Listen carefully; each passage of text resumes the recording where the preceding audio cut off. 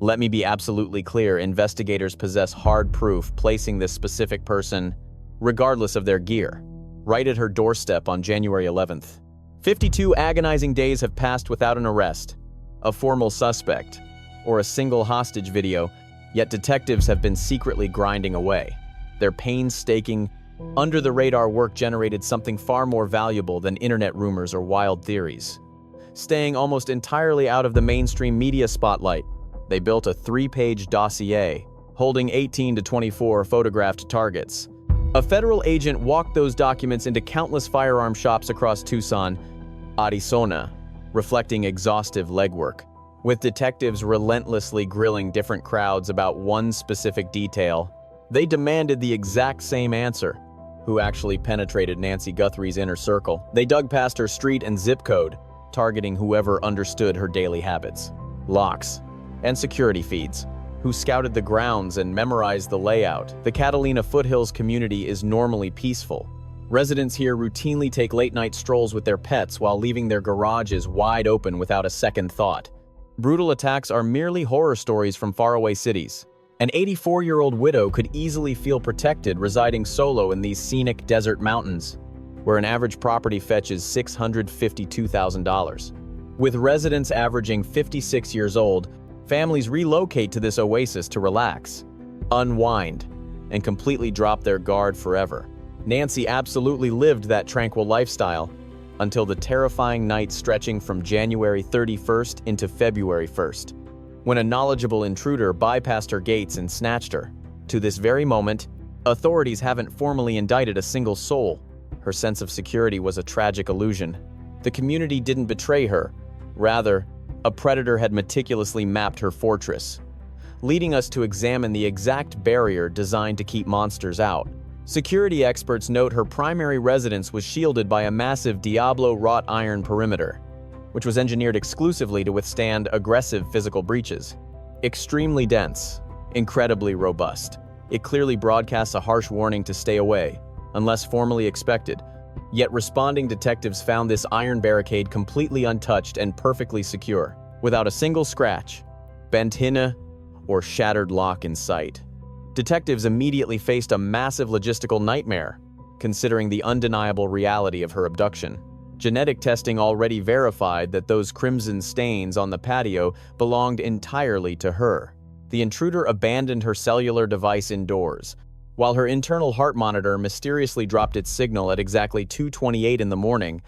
That medical implant tracked her pulse continuously, prompting federal agents and Pima County officers to immediately classify this terrifying ordeal as a clear-cut hostage situation.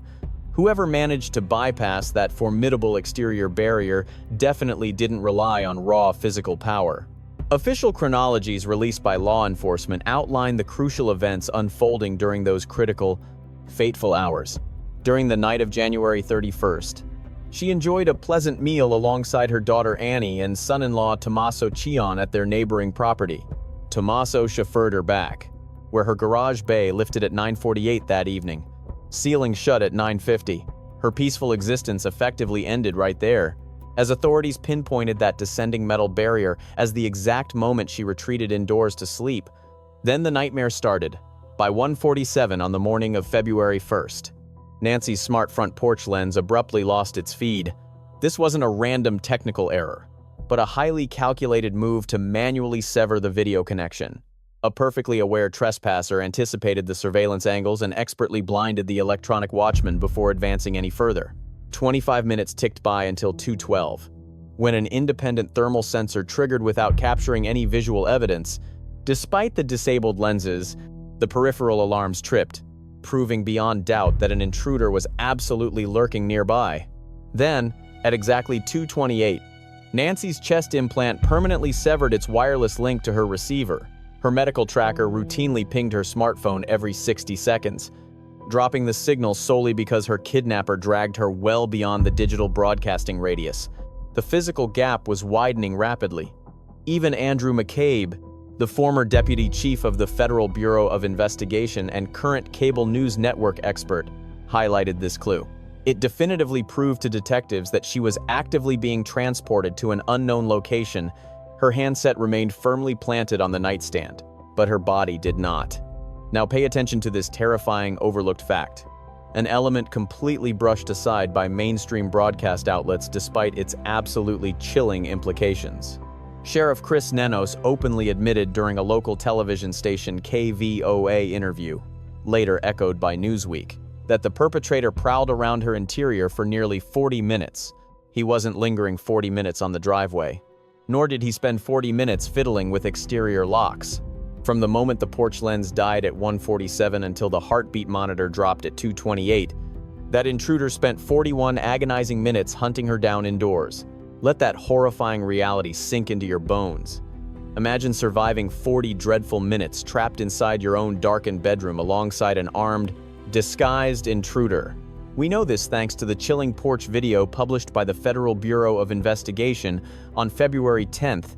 The clip revealed a fully concealed figure wearing long garments, thick gloves, and an openly holstered firearm, slinging a 25-liter Ozark Trail outdoor pack, lurking for 40 terrifying minutes inside Nancy Guthrie's home before snatching her proves one thing: this was no frantic grab or random crime of passion. This was a carefully orchestrated raid. We are looking at an intruder who had completely mapped out the terrain, grasping exactly where to search and possessing the ability to glide through pitch-black rooms seamlessly. In an interview on NBC Nightly News, Pima County Sheriff Chris Nanos confirmed the abductor had specifically zeroed in on the victim, leaving no room for doubt. He explicitly stated they understand the reasoning behind this attack and feel she was purposely singled out, proving the sheriff firmly holds a theory regarding the motive. Keeping the details under wraps to protect the case is his priority. Yet emphasizing that she was singled out carries immense weight, even while admitting they lack absolute 100% certainty right now. Consequently, brushing off the community's fears by saying, "Hey, just relax about it," would be entirely foolish. Being singled out implies selection, indicating an existing familiarity with the victim.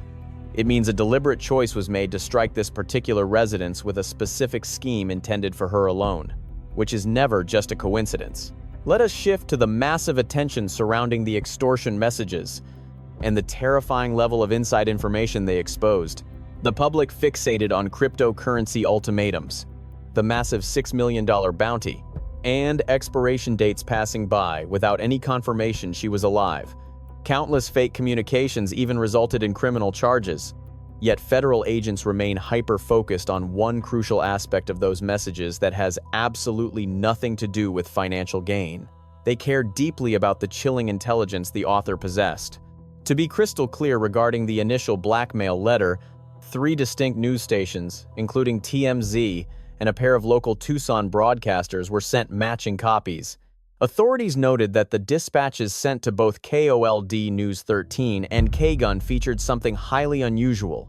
They revealed highly guarded facts regarding her residence, which remained completely concealed from the general public when the threat was drafted. Heath Janka, the lead federal investigator in Phoenix, verified. The document explicitly highlighted a broken security lamp on the property along with her digital timepiece. An outsider simply cannot randomly guess such intimate facts, especially concerning the damaged exterior lighting at her house. Although Fox News managed to film that lamp later, and anyone walking past the perimeter might have technically spotted the damage from the street.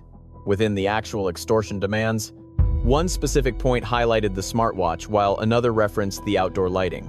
Officials declined to elaborate further, stressing how crucial it is to maintain the forward momentum of the ongoing probe. However, the detail regarding her smart device stands out, because the sender precisely pinpointed where the gadget was sitting. The author did not merely state she owned the accessory. They revealed its exact placement indoors. Harvey Levin of TMZ provided deep insights during his appearance on Sean Hannity's broadcast, emphasizing this terrifying clue. The meticulous description of the wearable tech is exactly what hooked the federal agents, a point that finally became public knowledge once authorities openly discussed both the broken bulb and the gadget. Honestly, discovering that fact was fascinating since photographs clearly show her wearing it alongside Savannah. Yet there was a darker twist. The writers revealed the exact spot where the item had been left behind inside the residence, which he noted was a highly unconventional hiding place nobody would normally check. That level of precision completely screams insider information. An observation shared by local reporters. Broadcaster Mary Coleman happened to be among the initial wave of reporters to lay eyes on the terrifying correspondence sent to her network. During a February 4th segment on Aaron Burnett Out Front, she meticulously unpacked the contents, delivering a crucial statement that demands an exact retelling. She pointed out that the vast majority of those facts could only be held by the actual kidnapper demanding the payoff. The message contained incredibly private data that bystanders absent from the abduction scene could never possibly uncover. Ultimately, to reiterate, the letter held highly classified secrets, proving the author was physically present during the snatching and was currently orchestrating the extortion.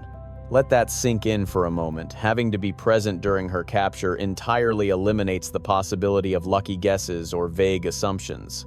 You simply cannot scrape this kind of data from suburban social media pages or read about it in community newsletters.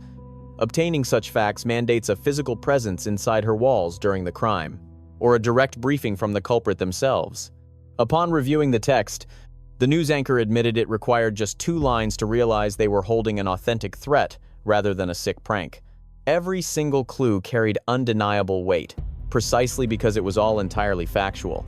The claims aligned perfectly with evidence that detectives quickly corroborated at the crime scene. This staggering authenticity separated the initial message from the ensuing avalanche of phony extortion demands, and the sheer volume of that static was overwhelming. Shortly following the first letter, authorities detained Derek Kayla in California for terrorizing the relatives with fabricated payoff demands. Possessing zero genuine insight into the case, he was merely a greedy vulture trying to cash in on a tragedy. Federal agents apprehended the suspect after he audaciously messaged her family members, blatantly inquiring if the cryptocurrency transfer had been completed yet. Let's get one thing straight, that fake ransom demand has absolutely nothing to do with the real one. Grabbing Kala changes nothing about those chilling first letters.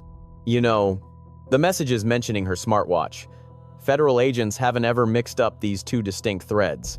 And frankly, neither should you. This brings us right to the massive informational puzzle haunting this entire case. Those initial extortion demands dropped facts only an absolute insider could possess. Security video caught someone expertly shutting off the lens at the perfect moment. Wandering around inside for 40 minutes strongly implies they knew exactly where everything was. Literally nothing about this screams random break-in by some opportunistic drifter who just scored a lucky break. Every single clue points directly toward advanced planning. We are talking about an individual who had actually walked those halls, or got a precise blueprint from a close contact. Realistically speaking, you only grab that intimate detail through 2 distinct methods. Either you scope it out personally, or a confederate feeds you the intel. Both paths point the authorities straight towards someone who previously stepped foot inside Nancy Guthrie's actual residence. Enter a freshly leaked tip, an ex-employee who memorized every doorway.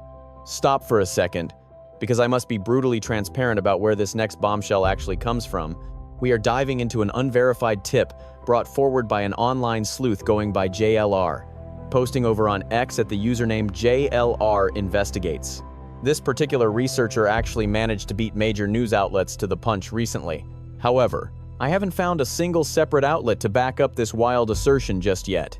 Treat this purely as a rumor right now. Federal authorities haven't officially validated it. Nobody mentioned here is currently facing legal trouble. You absolutely must keep that context in mind while we dive in. The tipster claims our victim previously employed a medical aide from Iran who stayed right in the backyard cottage. They were allegedly on her payroll, sleeping a few yards away in the guest quarters, until a messy termination got them kicked off the estate years before she vanished. Back when this individual was still living on site, they basically had the run of the place. We mean total freedom to study the yard, locks, security zones, and every room inside the main building. They learned the exact daily habits of a lonely senior citizen staying up in the rugged Catalina foothills. They studied the power boxes. They strolled the gardens daily. They spent countless hours inside the actual home.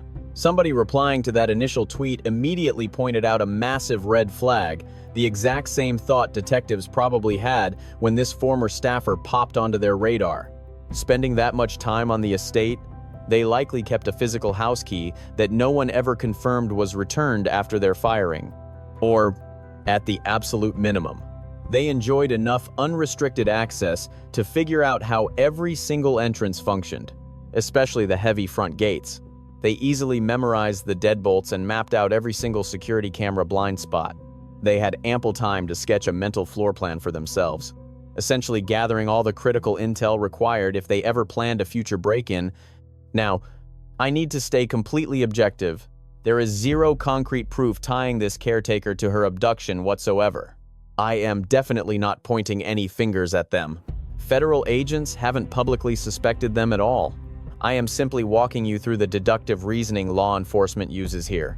If an ex-employee spent months inside her private sanctuary, learning her schedule, her alarm codes, and her security perimeter, mastered the interior layout, and then got fired with a massive grudge, that is the textbook definition of a primary person of interest.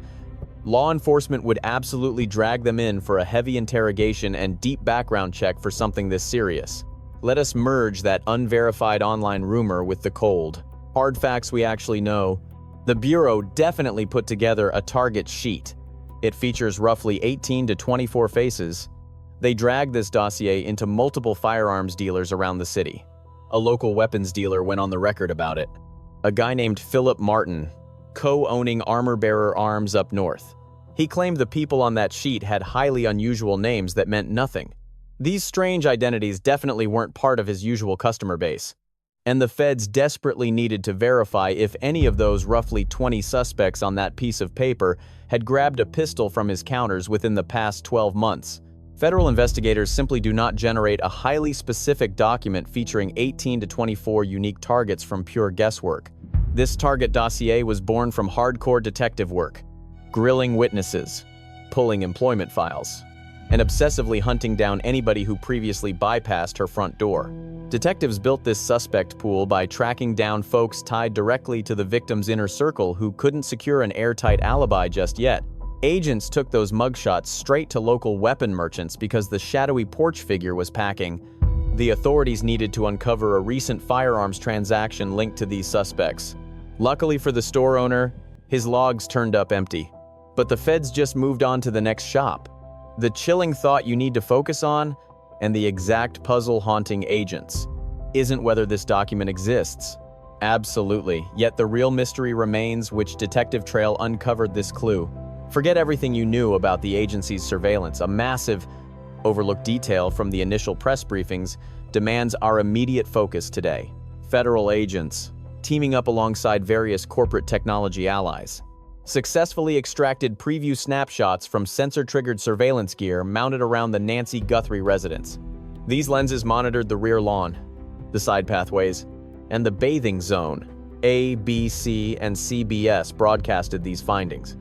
Days prior to her vanishing, these optics recorded relatives, groundskeepers, and maintenance crews navigating the estate. Authorities characterized these specific visual logs as completely unremarkable everyday activities. Federal investigators supposedly found 0 red flags.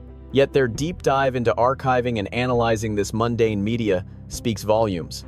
Consider the immense situational awareness a gardener or cleaner gains regarding an estate following countless weekly appointments. These crews memorize the landscape perfectly. They understand exactly where security lenses sit since they actively dodge them. Workers map out every single access gate.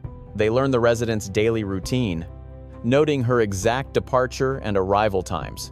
They quickly realize which garden sections remain hidden from public view and which lie exposed.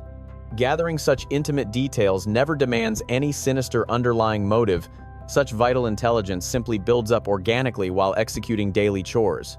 Furthermore, this forms the precise tactical data a disgruntled individual could eventually exploit should they choose to strike with malicious purpose.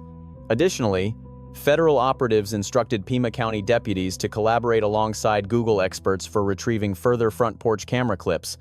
Despite the victim's smart home hardware being violently torn away without any paid premium storage plan active, technicians successfully salvaged videos utilizing leftover server traces deep within Google networks. This demonstrates the staggering degree of cyber sleuthing currently dedicated to cracking this mystery. Consequently, this relentless pursuit keeps painting a thoroughly comprehensive portrait of both her residence and the surrounding community. We must highlight another crucial tangible clue within this scenario, primarily since it directly addresses the mystery of site infiltration. Responding detectives verified the complete absence of the primary entrance surveillance monitor upon their initial arrival. It wasn't merely broken, but vanished. An intruder snatched it. Such calculated theft completely rules out a frantic trespasser who just accidentally wandered onto the lawn. This screams of a perpetrator boasting prior awareness of the lens, understanding its visual sweep, and bringing tools for extraction. Now, onto the suspect roster. How do national agencies generate targets? Allow me to break down the exact methodology behind compiling these manifests, as it reveals precisely where this manhunt currently stands. Detectives never begin holding just 18 suspect names. Agents cast a massive net initially, capturing hundreds of folks bearing even the faintest imaginable link to the victim.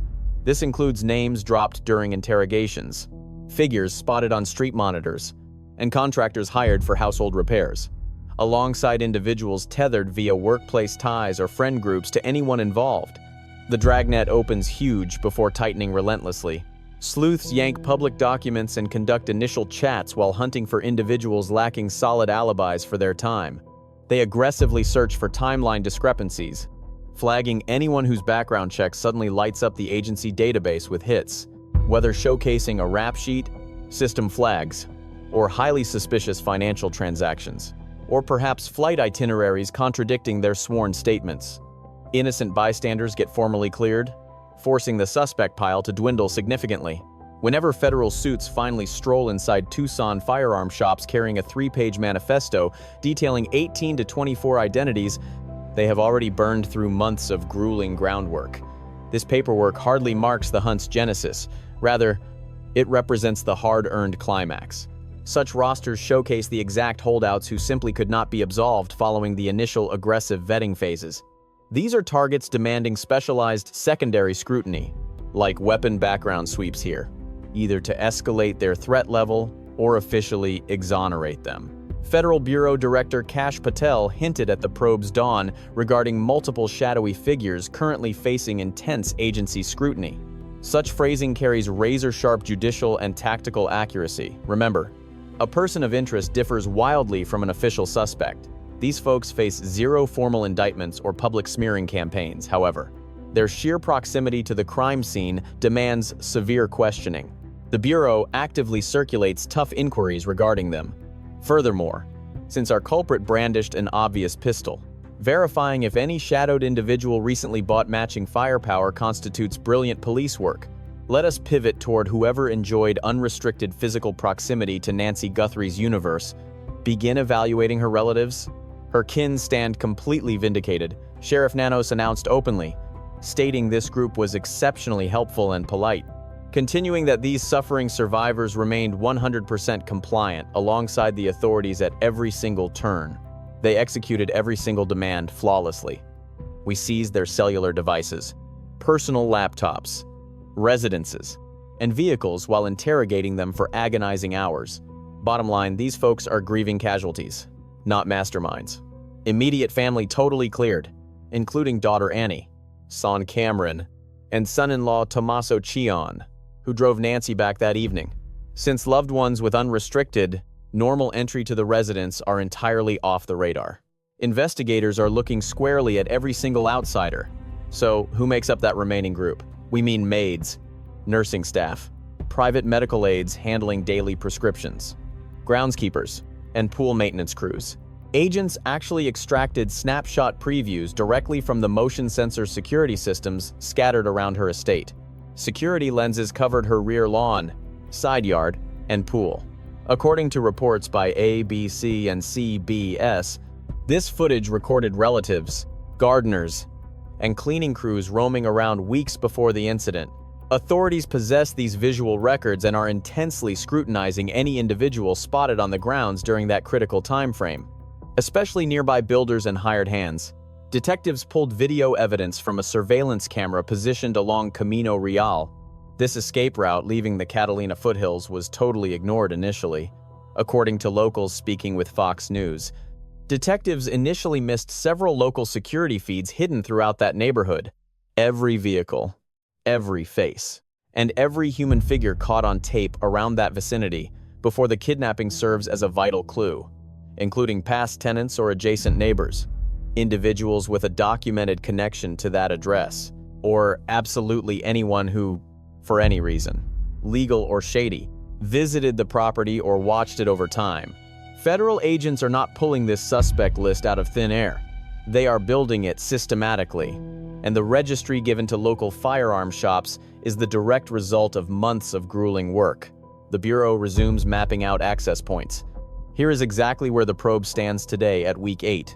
With 52 days passing without a single arrest or named target, it is easy to assume this investigation has hit a brick wall, that agents are just spinning their tires, and the trail has frozen solid.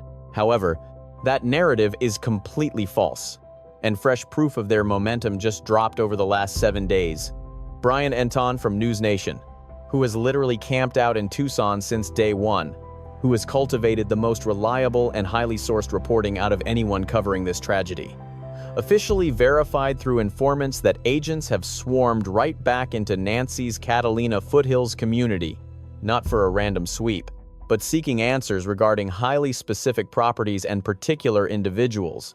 Enton outlined 2 major investigative angles that authorities are currently chasing down within those suburban limits. Angle number 1 involves a nearby dwelling that was abruptly abandoned, entirely cleared out, and left vacant right before the kidnapping occurred. Somebody who actually resided in that community simply vanished. Detectives desperately want to uncover every detail regarding those previous occupants and their exact departure timeline, and whatever they might have witnessed or gathered concerning the victim's daily schedule. According to his exact words, authorities are zeroing in on a former neighbor who relocated right before the incident, and agents are relentlessly grilling locals about that shady departure. The second investigative thread is what really catches your attention, and I will share his exact phrasing right now because the sheer detail is crucial. I found this detail to be incredibly intriguing. There are multiple residences undergoing major construction within that exact community. Detectives are actively demanding the exact legal identities of every single builder and laborer assigned to those localized renovation jobs. We are talking extreme precision here, meaning they insist on the legal names of every crew member working at those builds. No umbrella corporate titles, no generic roofing firms, or landscaping brands. They need actual human names. He noted multiple properties are actively being framed out locally, and detectives aggressively want the identities of those foremen, as well as the manual laborers hired to hammer away on those local job sites. And I seriously mean getting incredibly granular by explicitly demanding the verifiable legal first and last names of every solitary individual stepping onto those active job sites during that critical window in time. The agency demands an absolutely complete registry. They need a roster of anyone who set foot inside those borders in the weeks and months leading up to February 1st. Why does that matter? Consider the unique advantages that hard hat crews on residential sites actually possess. They have time, guaranteed placement, and perfect vantage points looking right over fences into adjacent properties. These crews naturally memorize the daily pulse of the street, learning exactly when families leave, when security gates trigger, and when the bedroom lights flip off. While average homeowners remain entirely oblivious to any hidden eyes, a bustling job site secretly acts as the ultimate surveillance tower, completely blending in because everyone expects a framing crew to be making noise. Retired federal operative Steve Moore highlighted this exact reality during his recent appearance on the evening broadcast. This access provides a flawless disguise for covert surveillance. Retired Pima County Tactical Commander Bob Kriegier, who spent decades handling explosive standoffs across Arizona, recently warned Parade magazine that any vacant or underused house near a target could easily serve. He called it the ultimate tactical hideout, a perfect launchpad for an entire criminal crew. A covert sanctuary to lay low, he elaborated, staying completely off the grid while tracking the neighborhood's pulse, studying every arrival, and mapping out daily schedules, especially hers. These empty or partially used properties are ideal for secretly gathering reconnaissance without triggering any alarms whatsoever. Then, investigative journalist JLR brought an exact location into play.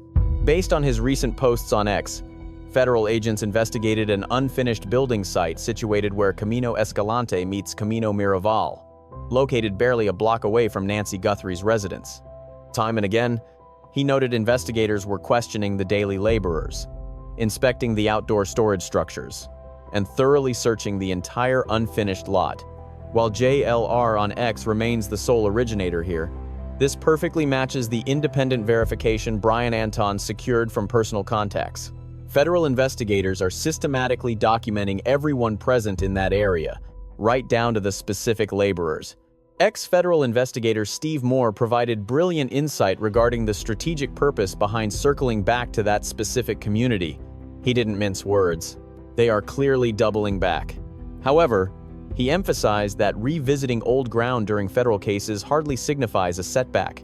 It actually represents significant forward momentum. This indicates that fresh case files, an anonymous lead, or recently discovered physical proof, or hidden digital links have powerfully redirected their focus toward previously examined materials, which now carry totally different, massive implications based on newly acquired intelligence. Federal authorities are absolutely drowning in an overwhelming flood of tips regarding this mystery. Retired federal operative Jennifer Coffin Daffer, who consistently delivers highly credible and expert commentary regarding this entire ordeal, recently described the situation as completely blazing. Bureau agents are currently juggling a heavier load of potential clues here than they have in nearly any prior operation. The sheer pile is staggering. They aren't struggling to find data. Their real hurdle involves isolating the actual truth amidst endless chatter.